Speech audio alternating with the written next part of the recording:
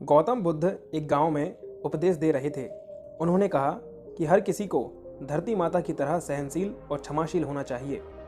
क्रोध ऐसी आग है जिसमें क्रोध करने वाला दूसरों को तो जलाएगा ही तथा खुद को भी जला लेता है। सभा में सभी शांति से बुद्ध की वाणी सुन रहे थे, लेकिन वहाँ स्वभाव से ही अति क्रोधी एक ऐसा व्यक्ति बैठा हुआ था जिसे ये सारी बातें बेतुकी लग रही थी।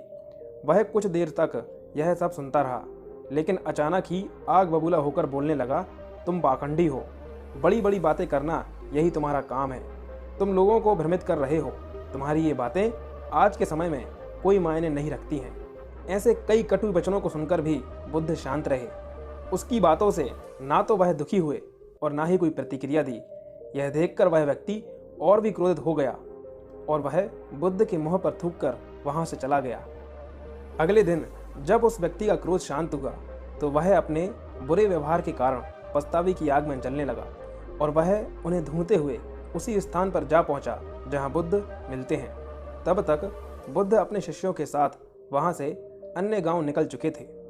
व्यक्ति ने बुद्ध के बारे में लोगों से पूछा और ढूंढते ढूंढते जहां बुद्ध प्रवचन दे रहे थे वहां पहुंच गया। उन्हें देखते ही वह उनके चरणों में गिर पड़ा और बोला, मुझे क्षमा कर दीजिए प्रभु। बुद्ध ने पूछा, कौन हो भाई, तुम्हें क्या हुआ है, क्यों क्षमा मांग रहे हो? उसने कहा, क्या आप भूल गए, मैं वही हूँ जिसने कल आपके मुंह पर थूका था और आपके साथ बहुत गलत व्यवहार किया था।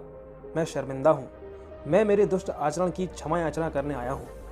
भगवान बुद्ध ने प्रेम पूर्वक कहा, बीता हुआ कल तो मैं वहीं छोड़कर आ गया और तुम अभी भी वहीं अटके हुए हो। तुम्हें अपनी गलती का आभास हो गया है, तुमने पश्चाताप कर लिया है, तुम निर्मल हो चुके हो। अब तुम आज में प्रवेश करो। बुरी बातें तथा बुरी घटनाएं याद करते रहने से वर्तमान और भविष्य दोनों बिगड़ जाते हैं। बीते हुए कल के कारण आज को मत बिगाड़ो। उस व्यक्ति का सारा बोझ उतर गया। उसने बुद्ध के चरणों को पकड़कर कभी क्रोध न करने का संकल्प लिया। बुद्ध ने उसके मस्तिष्क पर आशीष का हाथ रखा। उस दिन से उसमें परिवर्तन आ गया और उसके जीवन में सत्य, प्रेम व करुणा की धारा बहने लगी। मित्रों, बहुत बार हम भूत में ही की गई किसी गलती के बारे में सोच सोच कर दुखी होते हैं और खुद को कोसते हैं।